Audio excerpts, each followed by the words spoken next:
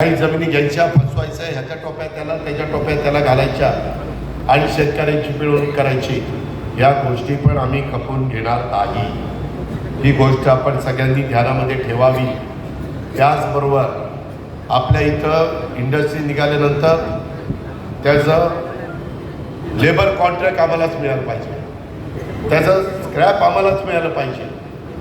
असले एक नवीन प्रकार सुरू झालेले आणि त्याच्यातनं काही जणांच्याकडे आम्हा पैसा आलेला आहे आणि तो पैसा चुकीच्या पद्धतीनं दादागिरी, गुंडगिरी, दहशत निर्माण करण्याच्याकरता वापरला जातो. परवा पिंपरी चिंचवडच्या कार्यक्रमामध्ये मुख्यमंत्र्यांनी पण सांगितलं आहे, मी पण पालकमंत्री म्हणून माझ्या जिल्ह्याच्या पोलीस खात्याला सांगितलेलं, म्हणजे अधिकाऱ्यांना, आमचे SP आणि दोन्ही CPंना, की अजिबात राजकीय हस्तक्षेप त्याच्यात होता कामा नये आणि चुकत असेल त्याला शासन झालं पाहिजे.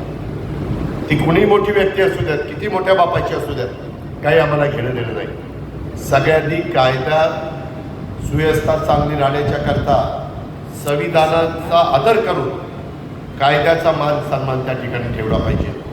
ही गोष्ट देखील आपण सगळ्यांनी लक्षात घ्या.